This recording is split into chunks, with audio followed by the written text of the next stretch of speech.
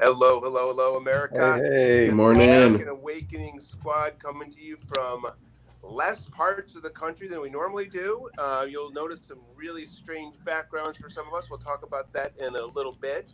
But we've got a great show here with many of us on the ground in Nashville. And we'll kick ourselves off with Josh Jacob bringing us a little bit of worship music. Come on, Josh. What do you got? Yeah. Hello, everyone. I'm going to do something y'all probably heard last night from your concert in Nashville. So this is David Crowder.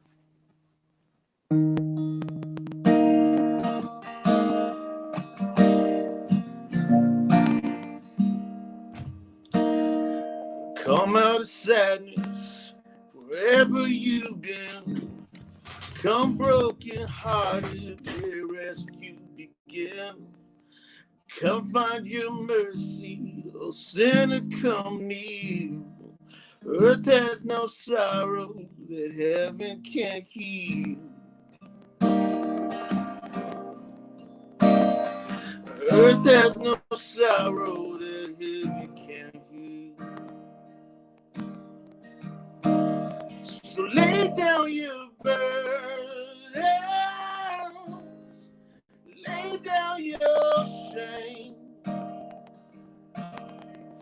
All who are broken, lift up your face. Oh, wanderer, come home. You're not too far. So lay down your hurt, lay down your heart, and come as you are.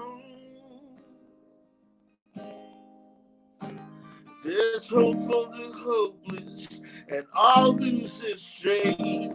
Come sit at the table, come taste the grace.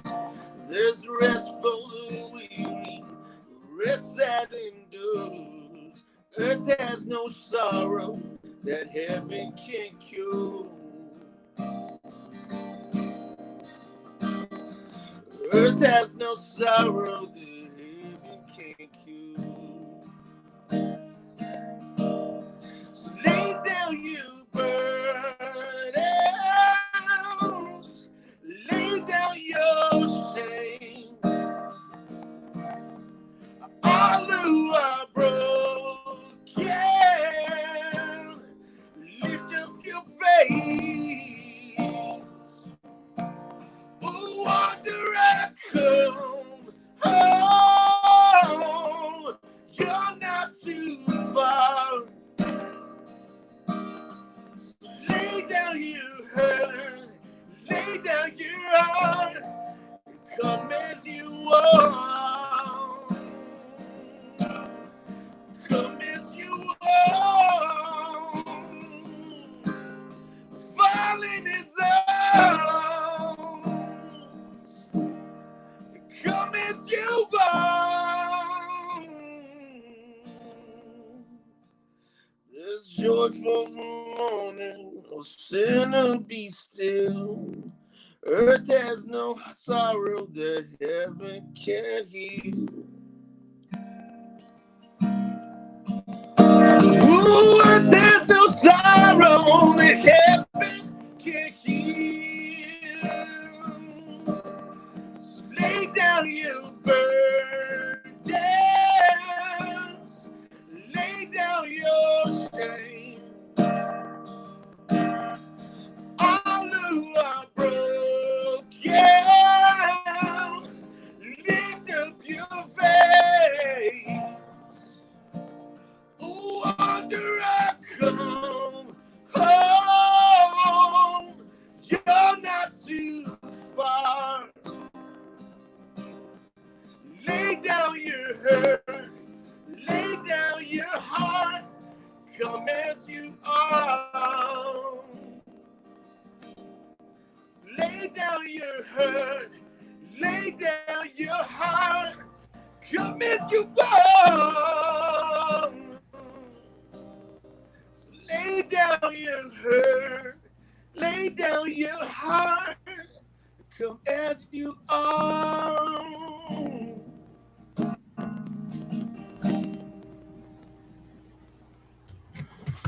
Thank you. Yes. Thank you. Good. That's good. That was good. That's right. Come as you are. That's the call, right? That's the powerful word coming from God, and what should be, I think, coming from the church, right? To everyone, come as you are. That's great. Thank you, Josh. Joel, what do you got for us today? All right. Hey, everybody. Bringing you your daily dose today, a little bit of light and life and truth. And I want to actually grab onto that word about laying down your burdens and coming as you are. Thank you, Josh, for that amazing song. Love that Crowder tune. There's something about the kingdom of God, which I've been thinking a lot about recently, that calls us to give our complete selves, to give everything to the way of Jesus, to living the way of Jesus. And that means a certain kind of death. So when we're talking about laying down, that is an action that we take to lay down our burdens, to lay down the things that need to die. And through that dying, and only through dying, is resurrection possible. See, because you can't resurrect something that's already and still alive. A resurrection is by definition something that comes after death. That there is a truly new life that is possible, that we can gain even more than we can possibly imagine. And when I think about the kingdom, Jesus says a lot of things about the kingdom of God, the kingdom of heaven. And one of the things he says is that no one who gives it all up, he talks about laying everything down, will fail to get more than that, both in this life and the next life. The problem, I think, is because we don't grasp a hold of what that really means. We never actually fully lay down the things that God's calling us to. So my encouragement to us today is to say, all right, if I'm supposed to live the way of Jesus, I'm supposed to give everything up. What is it in me that needs to die? What do I need to lay down? What do I need to give up and allow to die in my life so that I can more fully live the ways of Jesus? Because if we believe this promise of Jesus about the fullest kind of life coming only on the other side of death to ourselves, and then ultimately eternal death brought back to life, if we believe that, if I'm willing to lay everything down now for the kingdom to come on earth as it is in heaven, it will result in me finding the life that is truly life. The new, as Marissa likes to say, that when the old dies, it makes room for the new. And that way, uniquely, we come fully to life. So that's my encouragement today. Live into the kingdom, let things die in you that need to die, and find that life that is truly life. That's your daily dose. Back to you guys. Thank you, Joel. As always, I appreciate that incisive word. Just a little bit of context here. Some of the team was on the ground in Nashville on Monday preparing for our big show yesterday. And Marissa, you want to tell a little bit about what happened on the ground here? Before I do that, that's why you see us all in these really strange frames in our hotel. You and Joel are matching. Yes, exactly. So we're all in the same hotel. That is Marissa, Joel, Calvin, and me. And Jeff's still in Hawaii, and Josh is still in the greater Boston area. But so for today, we got a big concentration of folks in Nashville because of the big show yesterday. And Marissa, can you say a word about that? Sure. It really was. It was an amazing night. Again, this show, which will be coming to you all soon, called Better Together, it really is about folks from different genres, folks who represent different styles, different walks of life, but who all love God and are really aligned with us and with American Awakening in this moment about what we're calling people to, what we're calling the church to, what we're calling the nation to, this kind of radical togetherness, coming together, because it's really only together that we can get through all of our problems. We can solve the issues that need to be solved. We can become who we're supposed to be. And so, we've had some amazing artists. We had Lecrae, we had King and Country, we had Crowder, we had the New Respects, we had Jonathan McReynolds, and we not only had amazing music and haze. Wait till you all see the haze. We had a lot of friends and just good times. I mean, out on the roof, shouting our message from the rooftop with music that I'll remember for the rest of my life. So I'm excited for all of you to see it. All of you will be hearing a lot about it, hopefully everywhere in the coming weeks. And we're just excited about this next step forward for American Awakening, for all of you, for the nation. It's time for a new. It's time for a new day, and we're going to be part of helping to usher in something new here. So stay tuned, everyone. Exactly, and so we're as a consequence enduring a little bit of strange settings here, a little bit of strange live stream video footage and all of that. And I'll tell you, this is the first time I've traveled in Corona time. It's weird out there. I mean, airports are strange, and the hotels are strange, and the restaurants are strange, and everything's strange. Jeff, have you traveled at all yet, Jeff? No, but I feel like it'll feel like a little bit of a baptism, in the sense of once, of when you travel so much and then you do it in such a new way. I think that'll be strange. Yeah, the airports feel a little bit like post-apocalyptic world of like nobody's there, the places are all shut down, and everyone's wearing masks. So, it's not like baptism at all, actually. It's more like jail. Yeah, exactly. It's weird. Baptism into an apocalypse, maybe. Okay. So the reason we brave these conditions and travel to Nashville, although I love traveling to Nashville under normal conditions and sit in weird hotel rooms doing this show, is because we're trying to organize this production for you all, which will take the same message you've been hearing day in, day out on the American Awakening team's live stream and podcast, and then accelerate it, broadcast it, get it bigger with the same thing we're saying. You're going to hear in the voices of our artists. So we're super excited about bringing that to you. It's going to be cut in the next couple of weeks, and you'll be hearing a lot more details on that. So with that, over to our staying in one place friend in Hawaii, Becky. That's right. Hope you guys are well. Man, I love doing this show. Love conversating with you guys. Missed you guys. Was bummed I couldn't be with you guys in Nashville. I love Nashville. But for those who don't know, Hawaii has one of the strictest travel quarantines where you basically get put on house arrest for 2 weeks if you try to come back into the state, which are the only ones that can do that because there's the airport's the only way to get here unless you swim 2,000 miles, which that would be quite a hike. Small thought today, but still something to chew on. So I don't even know if I'm going to give an answer, and I might even provide a little discussion. I don't know where we'll go with this. Maybe we'll just save it for later. But there's this thought that's been kind of lingering in the back of my head the last couple of weeks, seeing how some certain brands and certain influencers have kind of been engaging online.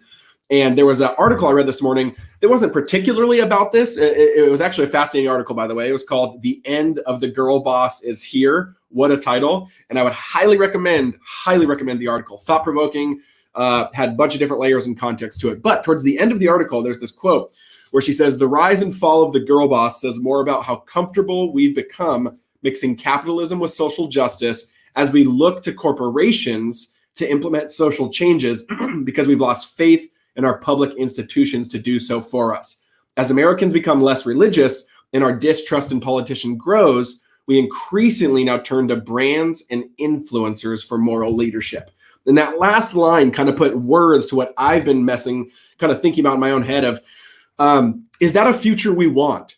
Is a future we want where the people that we're actually looking to for moral obligation, moral courage, moral teaching in an institutional way, because of course we'll all get that in micro relational ways, is from brands and kind of the internet influencer type personality. Personally, that's not a future I want for a couple different reasons, because institutions like neighborhood, institutions like church, institutions like certain other things around you, excuse me, they have different incentives than corporate conglomerate brands and personal influencers. When something tends to be profit driven, which brands are, like, that's not something that we should actually be upset at them for, right? We want them to be ethical, but that's the job of brands, is to be profitable, make money, bring back value for the shareholders.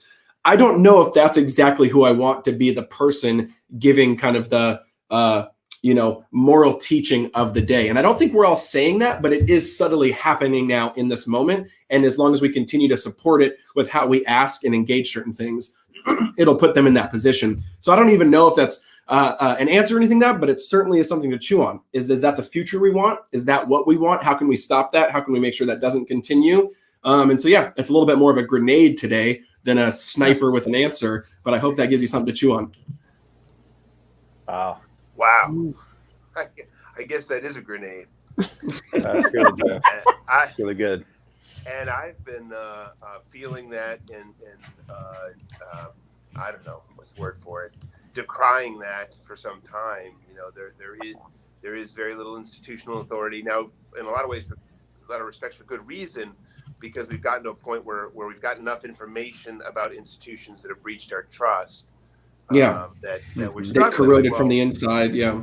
Yeah. So I mean, you know, so either churches or government or people not telling us the truth.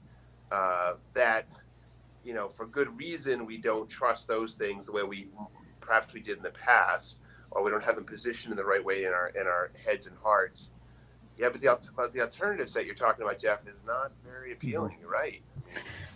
My mind immediately goes to the idea of the third way, which I think was the way of Jesus, right? So what you set up there, Jeff, was, I mean, really awesome setup. But it was like either institutions or influencers, and I wonder, like, is God working a third way? Like, does it have to be one of those two, or is there something else? Like the institution of the church, we know in many ways is rotten and fell apart.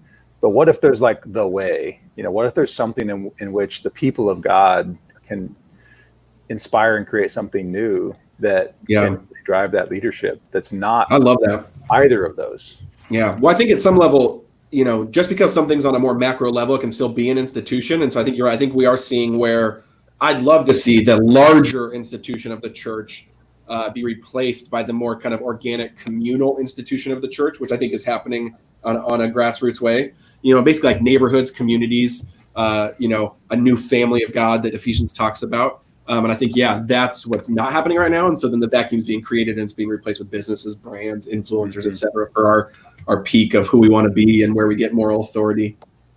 Well, maybe the upside is, like you said, Jeff, if you don't want that, it's sort of it's a challenge to you, right? This notion of like, what are you willing to lay down your life for? What are you here for? If it's not them, but it's going to be somebody, maybe it pushes each of us to I don't know, gird up our loins, strengthen our, what a phrase, to stand up in what because it's I've like always wanted to gird up my loins, right? And like, if you're not gonna let the rocks cry out for you, if you're not gonna let them cry out for you, then okay, you got to cry out for yourself. Get those loins and then gird them. Exactly. Gird them. That's right. That's right. Gird those loins, get the unction moving, and boom. Yeah. Right. That phrase only comes out of someone who's got some serious church background. Listen, I'm telling you, it's either church background or like you live in like 1492 or something, Yeah, exactly. I love it though. I love it. Woo! Wow, so a lot more to reflect on there. We could spend a series of shows on that one. Jeff, thanks for bringing that to us. Over to Calvin for what's happening out there before we bring our regular guest, Joy Beth Smith of Christianity Today, on to speak with us. Go ahead, Calvin. What do you got? All right. Well, hey, it's good to be with you guys today. To our friends in the U.S. and around the world, love you guys. So grateful for you. And just want to bring you a few headlines of what's going on out there. All right. So Dr. Anthony Fauci, the government's top infectious disease expert, he told Congress on Tuesday that he was seeing a disturbing surge of infections in some parts of the country as Americans ignore social distancing guidelines and states reopen without adequate plans for testing and tracing the contacts of those who get sick. Fauci testified that the virus was not yet under control in the U.S. and that it was not going to disappear. His testimony came as more than half of the country is seeing an uptick in cases, with officials in some states slowing their return to work plans or even imposing new restrictions. Also, at the same hearing on Tuesday, CDC Director Dr. Robert Redfield appealed to lawmakers for more public health funding as states across the country continue charting record high numbers of new COVID cases each day. So Redfield told a House hearing on Tuesday that and I quote, "We have all done the best we can do to tackle this virus. And the reality is that it's brought this nation to its knees." He added that public health resources in the U.S. have been underfunded at state and federal levels, and now is the time to step up investment. He says that without a change in funding, he warns the virus could cost the U.S. economy around $7 trillion. And lastly, the Louisville Metro Police Department has fired Brett Hankison, one of the officers involved in the March shooting death of Breonna Taylor, while 2 other officers remain on administrative reassignment while investigations into the shooting continue. Interim Police Chief Robert Schroeder accused Officer Hankison of blindly firing 10 rounds into Taylor's apartment, creating a substantial danger of death and severe injury. Schroeder wrote in a letter to Hankison, laying out the charges against him, that his conduct was, I quote, a shock to the conscience, and that he is, I quote, alarmed and stunned you use deadly force in this fashion. Specifically, Hankison is accused of violating departmental policies on obedience to rules and regulations and the use of deadly force. The police chief noted that Hankison was previously disciplined for reckless conduct and was disciplined in earlier 2019. Taylor, a black 26-year-old ER technician, was killed in her apartment nearly 100 days ago when 3 officers, Hankison including 2 others, were executing a no-knock search warrant on Taylor's apartment, which allows police to enter without warning. So there you have it, a few stories of what's going on out there. And now over to Joy Beth for our next segment of the day. Hi, guys. Joy Beth. You Joy Beth. I'm so happy to be here to talk more about CT's audience and culture and my dating life and whatever other confessions come out. Love it, Joy Beth. Welcome to the stream. I think the line was, I date a lot. I think that's what It you was. said. It was. But then I walked it back to No, just but you don't have to, Joy Beth. You don't have Tempered to. it. This is a Yeah, you don't have to. shame-free zone, That's and right. Exactly. we are all free to be ourselves. So That's you right. be you, Joy Beth. Yes. that feels like a lot of freedom. I don't know what to do with that. Well, live it up, Joy Beth. Live it up. That's awesome. Okay, so this week we asked CT's audience, as the country is slowly opening back up while also facing a racial reckoning, how are you feeling? Which feels really general, but we kind of just wanted to take a temperature check and see what people were thinking. So 35% of our audience said that they actually feel anxious, 31% feel overwhelmed, 18% feel optimistic, and then 15% feel other, which kind of fell into this category of, I feel lots of things all at once, and it's hard to put my finger on it. The largest number of responses that we saw that fell into some kind of theme were from pastors who are saying that they feel they're kind of bowing under the weight of this present moment and what's expected of them and what they feel responsible for, whether it's caring well for their congregation and opening back up the church, or how to address these race issues within their church, especially churches in areas where this is, purple states or red states or areas where there's a lot more writing here. Those pastors just feel kind of at a loss. So Dr. Jill Richardson, she said that she feels overwhelmed. It's a lot for one pastor, but God keeps it spinning, not me. I'm optimistic about changing the church, learning not to be so busy, and actually getting racism out front. Cliff Hayden says that he is all of the above. He's anxious about opening up too soon and the state of our election system, optimistic about racial reckoning, overwhelmed by the sheer volume of news on all of these fronts. And then this is a comment that I think has stuck with me since I read it a few days ago, and I'll be chewing on it all week. Michael says that this is such a precious opportunity for change. I hope that we can be slow, think deeply rather than rush back to the status quo. Pain across the board is a signal of unhealth, but health takes such a deep thought that we can't pursue it if we're flitting from crisis to crisis. And that leads really well to the question that I'm asking you guys, which is, how do we even begin to process our emotions in a healthy way, especially when we're all coming from such a different place? We all have such different contexts that we're living out of. How do we, in our conflicting emotions that conflict internally, but especially externally with other people, how do we do this well? That's really good. I'll dive in. I think John's wanting to talk too, but he doesn't realize he's on mute. Oh, John, you got something? Am I on mute now? No, No, you're good. We got you. What were you going to say? I was going to say, Marissa, give us the answers. I was going to say, Pastor Joel, sounds like you got something to say. That's Well, you know, I think there's a real good word, and whoever that last commenter was it Mike or Cliff? I can't remember what you said. Yeah. Michael, yeah. Of the part that I grabbed onto is don't get in a hurry. Like God's not in a hurry, and you know, short of it being an emergency in you're talking about processing our emotions. If you're in deep depression and you're really concerned, then deal with it right now. But other than that, man, surround yourself with people and who are willing to love you, and let's take our time through this. And reminds me of something that my grandma always said, which was, God is seldom early, but never late. And I really hang on to that. I think that plays well with also what we just know about the science of the brain. The amygdala, which is the part that's fight or flight, when it's activated, you can't access your higher thinking. Like they say that your brain is like your hand, like this is the amygdala. And when it is locked down or when it's activated, all of this just collapses. Like you can't access higher thinking. You can't access even like analysis, all of these things that are important for actually solving some of these problems.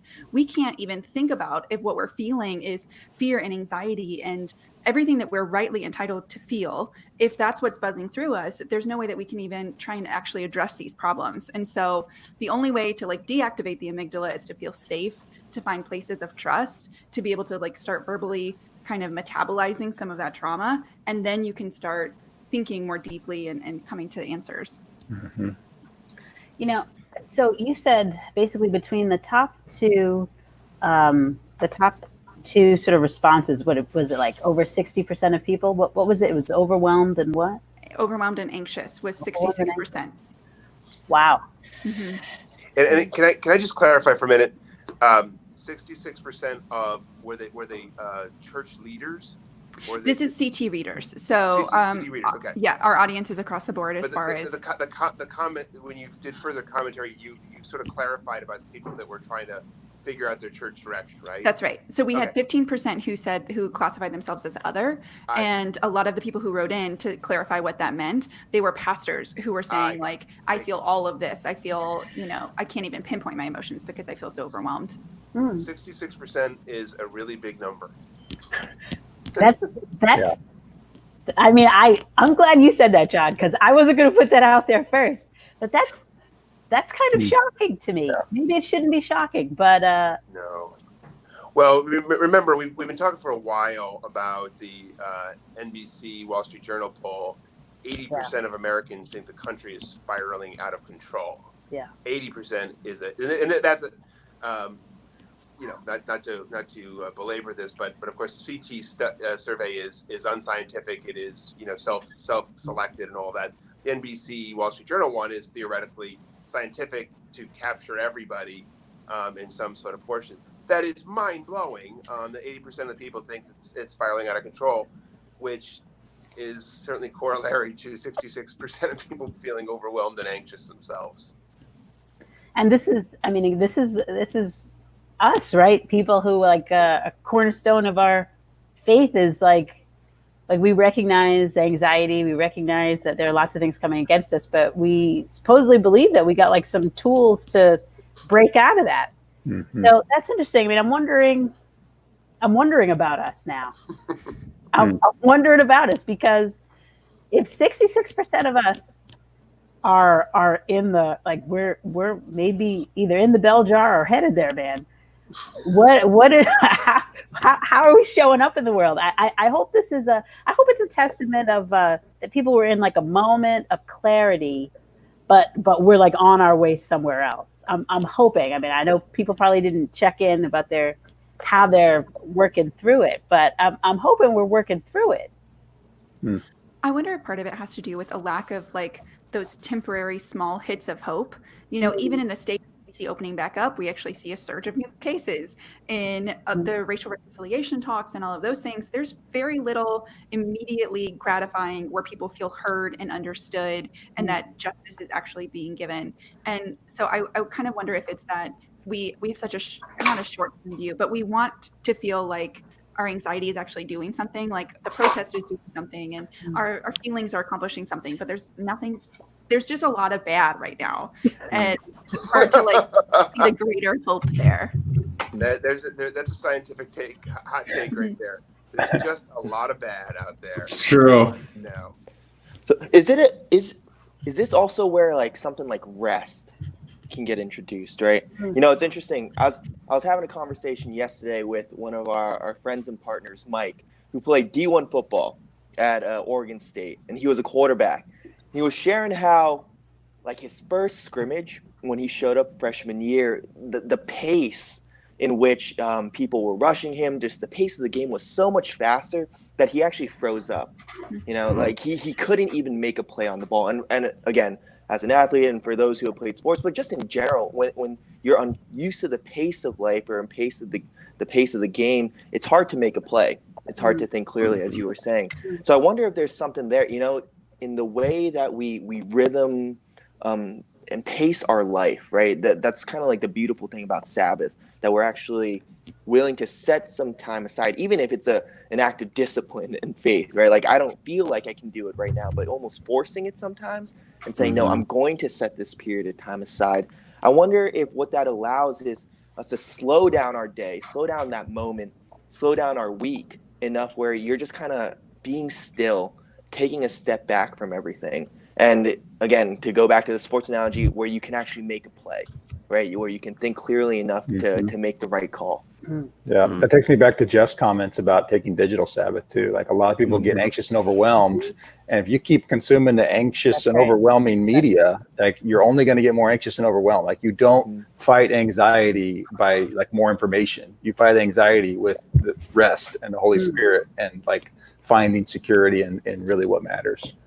Yeah, I mean, going back to what you were saying, Joy Beth, I mean, with the amygdala, you know, illustration, guys, if we're so hemmed up by our anxiety, by our fear, by, you know, when we've got a savior who was like, yo, y'all gonna have hard times. It's not gonna get easy. It's gonna get worse. But I promise you, I'm giving you something that can help you get through, and not just like, you know, crawl to the finish line, but supposedly be able to run your race. We've got to forcibly enter into rest so that you can make some, like, get some clarity, like Joy Beth was saying, make some decisions, because this is not the time for people of faith, people of the people of love your neighbor as yourself. We can't be hemmed up by anxiety. We can't be overwhelmed. We can't be so bogged down by our thing that we can't offer something. We can't offer peace and love and modeling something more out into the world. I'm praying for all of us. I mean, that 80%, we've, like John said, we've been talking about that for several days. That's overwhelming. 66% of the people of God saying, I'm overwhelmed and anxious right now. Lord help. Lord help. Yeah. It's almost like you get to a point in this conversation when you there's some irreducible observations that can be made. One of them is Joy Beth's observation about the amount of bad out there. That's right. The way we feel it in any event. I mean, the amount of objective bad versus the amount of bad in world history. Well, you know, we could have a lot more complex conversations about that, and it's actually a lot less than a lot of times in world history. But that doesn't mean much when it's a lot worse than it's been just recently, or feels a lot worse than it's been just recently. So that's irreducible observation, no question about it. And then I think Marissa's, you know, Lord help, you know, it just, you know, God, you know, illumine our hearts and show us a path and help us to be present to you and what you're doing in this moment. So Lord help. Mm-hmm. Thank you for that. Yeah. Well, I know we could talk about this a lot longer, like every topic we bring up here. But we've got. Yeah, these topics aren't fair. They can't be jammed into 15 minutes. Exactly. That's a good point, Jeff. They're little starters, though. They're appetizers, and we have to, you know, take care of our entrees ourselves the rest of the week. You know? Just setting the table. That's right. So who's got the movie line? Is it me?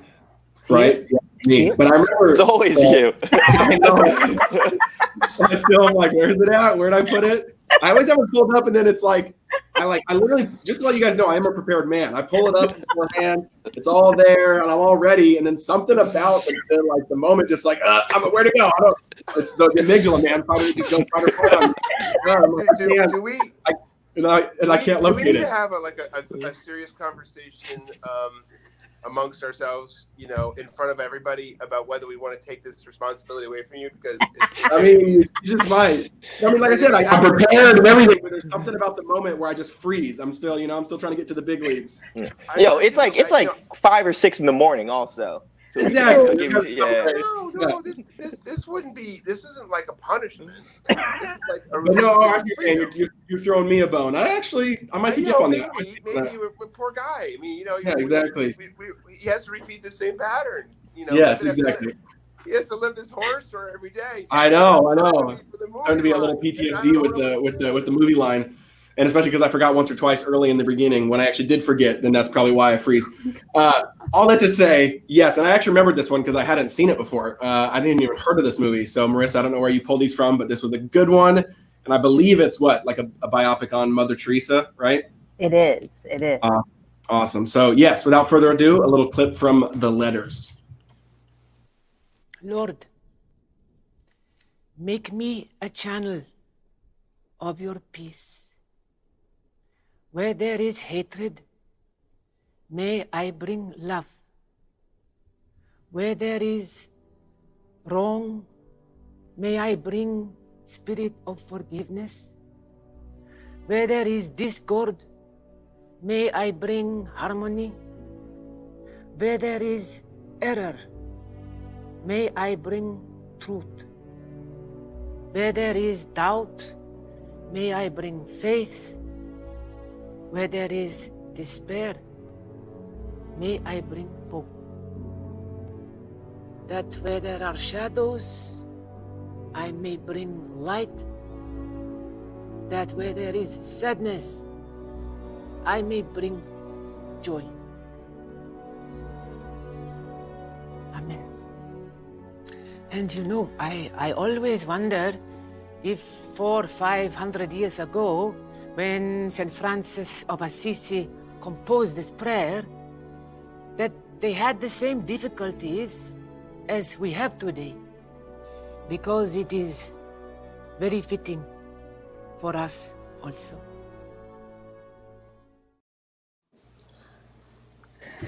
That's a dose of perspective there, right? Mm-hmm. Especially. That's right. I mean, and considering the conversation that we were just having, right? I kind of feel like brothers and sisters of faith, all of us, right? If you are feeling unmoored, if you're feeling, locked down, you feel like you don't even know where to focus. That, to me, just listening back to that was like, if you could even just if we can hook our anchors to that, Lord, make us channels of your peace. Open us up, Lord, channels of your peace. Show us how to bring love where there's no love, truth, where there's lies. Whatever we can hold on to, y'all, I promise you, we're supposed to be vessels, not hemmed up by stuff, so that the peace and love aren't making it out. Thank you for that reminder, Mother Teresa. Well, the bit that strikes me, I agree with everything you just said, the bit that strikes me most acutely in all of that is that Mother Teresa, who herself struggled profoundly with doubt about God's love and presence for her, which is, well known and widely recorded, all through her days. She was asking the same question that we were just asking before we transitioned to that, which is like, I wonder, did the heroes before us, did they have bad times too? Because it seems really bad right now. And so it's been bad a lot of times, but the storyline never changes, right? The storyline never changes that God's got us, and God's going to carry us to the right place eventually. So, good word. Thank you, Marissa. Thank you, St. Francis. Thank you, Mother Teresa. You see, I put you in the sequence there of Marissa, St. Francis, Mother Teresa. I'm not worthy. I'm not worthy. Yeah. Let's leave it to St. Francis. Vote on that. I think this group would vote otherwise, but whatever. Joy Beth, thank you. You just need one of those prefixes, Mother or Saint. I know, right? I know. Mother Marissa. Mother Marissa. Mother Marissa. One of the two. Yeah. So we're going to bring onto the stage our other friends from Nashville Mhm. joining us. It's going to be in one moment here. We have like 6 out of the 9 possible people in this whole show are Nashville people for today. We've got Dan Hazeltine and Hurst. Come on, fellas. Hey, all right. What's up? It is good to be with you. You know what, Marissa, I would keep you on that list. Definitely, like, just from my perspective, I think you fit well in that category. I was, however, a little bit disappointed that they didn't use the original text for Mother Teresa's speech in there, where she also added in whatever is Nashville music. I believe that was in there in the original text, and I didn't hear it, but that's okay. We're just going to get past it. I am just grateful for you guys. It's good to be a part of this. I am sad I missed all of the fun stuff that went on while you guys were all here hanging in Nashville, and now you're going to leave us to just do our thing again. But it is great to be with you today. Our guest today, new artist, Hurst, coming to you. I'm excited to have him on the show. Again, like we really tried to have artists that have had these incredible, long, great careers, and hear the kind of the wisdom that's coming from their perspective. And I also really love being able to have artists that are really just kind of getting their stuff together to hear what it's like to make music right now in this current day and age. So welcome. Thanks for being with us, Hurst. How are you doing today? I'm doing so well, man. Thanks for having me. I'm glad to be here.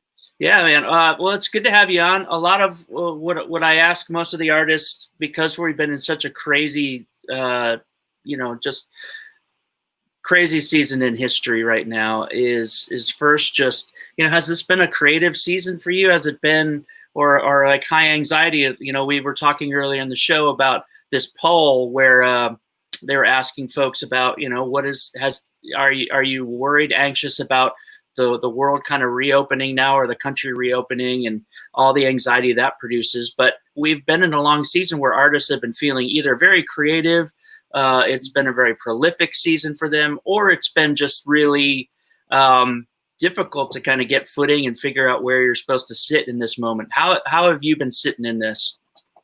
Yeah, this has been, obviously for the world in general, this is an insane season.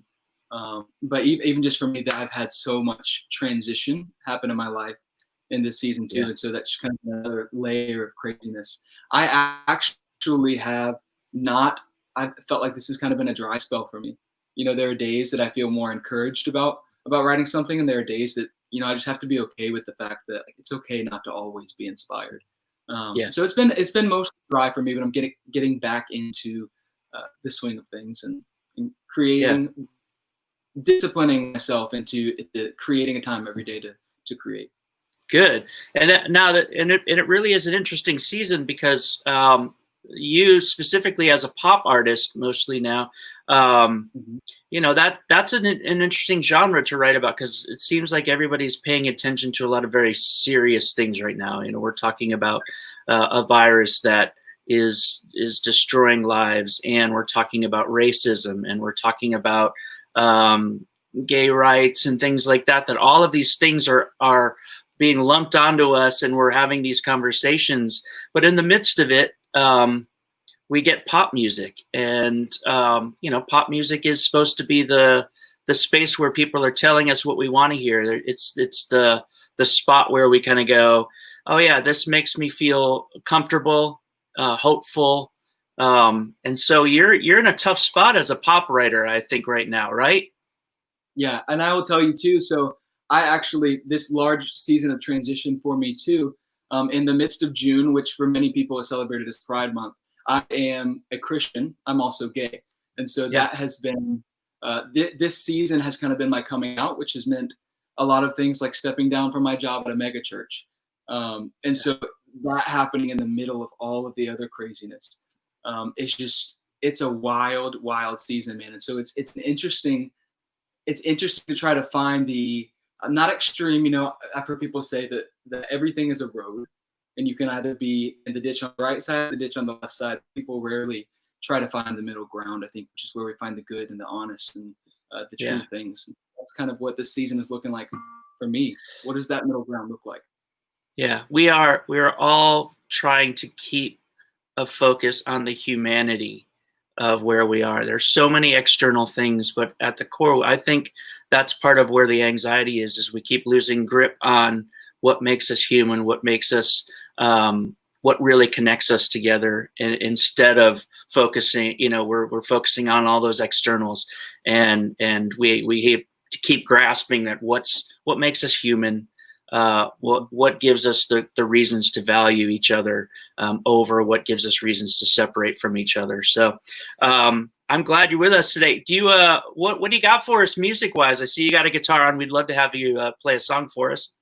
Yeah. I'm just going to kind of strip it down to an acoustic version. I think the first song I want to play for you is one of my songs called Friends. It's a really fun pop song, but I'm just going to strip it down today to a little bit more heartfelt rendition of it. Great. Cool.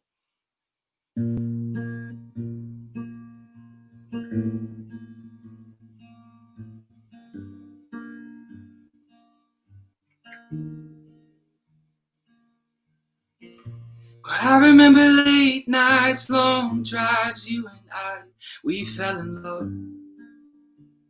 Well, almost love. And I remember starry skies, your hand in mine, look in your eyes when we fell in love. I guess we didn't fall enough. And though we never called it anything, you and I both know what's happening. We both fall too fast. And though we might say it's over, the memories are taking me over when I think of you. So we can say that we're just friends. Friends won't love you like I do.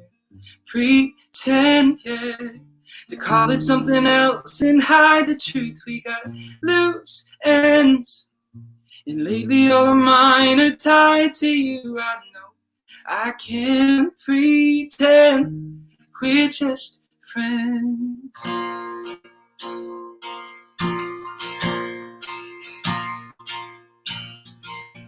Hope that you think of me and the thoughts are sweet. Do the memories taste like love? Well, almost love.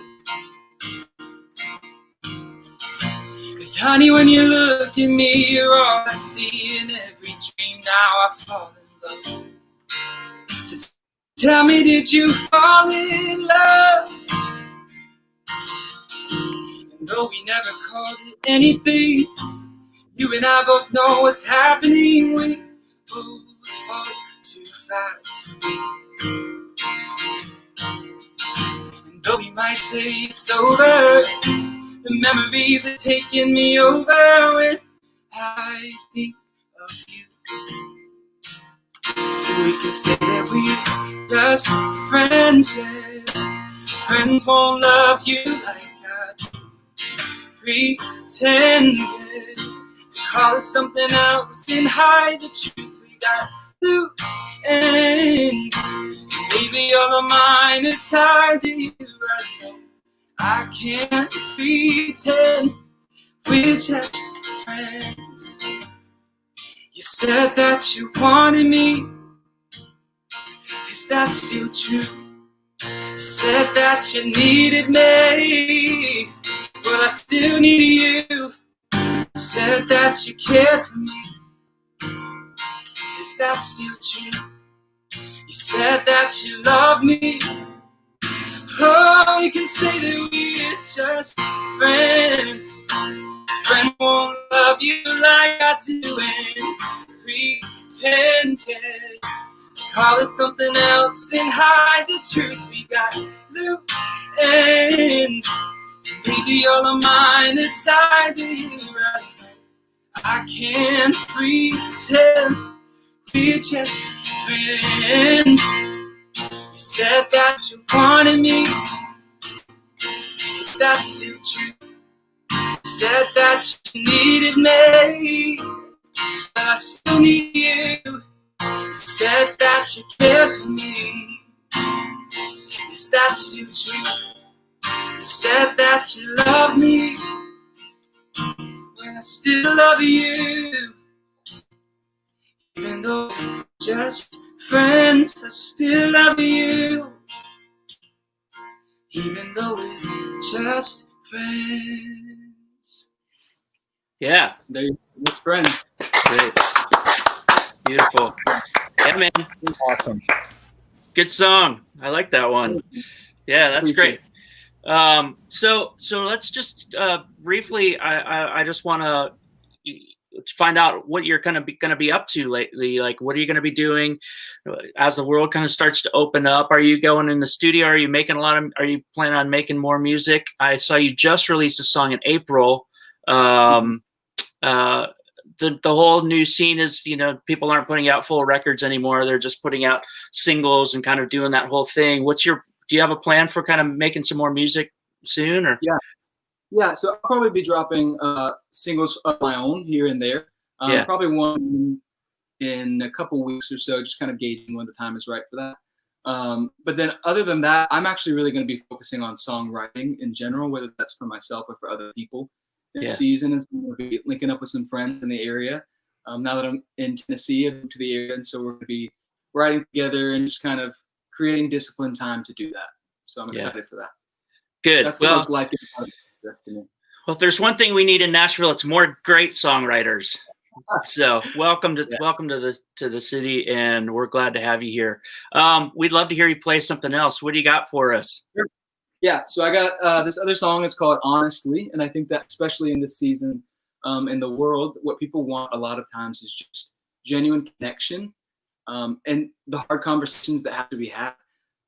Conversations we don't want to have, but conversations that need to be had. And so for me, this is what my journey looked like with starting a conversation a few months ago.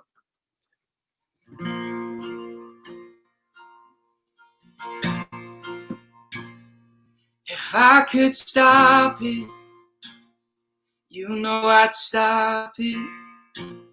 Do you think it's easy just being honest?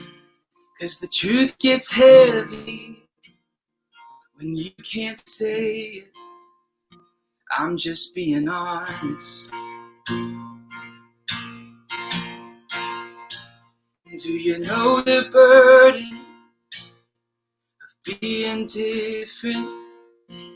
'Cause they gave me boxes I could never fit in. And if I start confessing, will you say I'm sinning? If I'm just being honest. And I'm getting tired of pretending. In every room that I walk in, I get red cheeks and sweaty palms now. Whenever someone makes that joke again, when they ask about my love life, I'll just say I haven't found her yet. I'm getting tired of pretending. I just wanna be myself again. Oh, honestly, I just want honesty. Does your heart beat faster when a lover says your name? Do you make it do that? Is it what you can't explain? And if we both bleed red, or would you paint me blue if I get honest? Oh, I'm getting tired of pretending. In every room that I walk in, I get red cheeks and sweaty palms now. Whenever someone makes that joke again, and when they ask about my love life, I'll just say I haven't found her yet. I'm getting tired of pretending. I just wanna be myself again. Oh, honestly, I just want honesty. Oh, Oh, honestly, yeah. I just want honesty. Oh.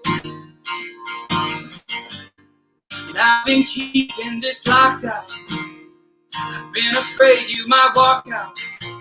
It's the elephant in the room. And I've been feeling it just for you.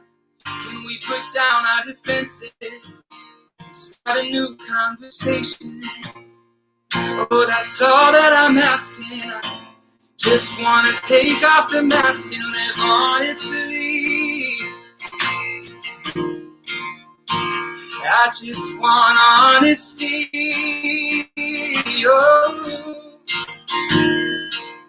Oh, honestly, yeah. I just want honesty.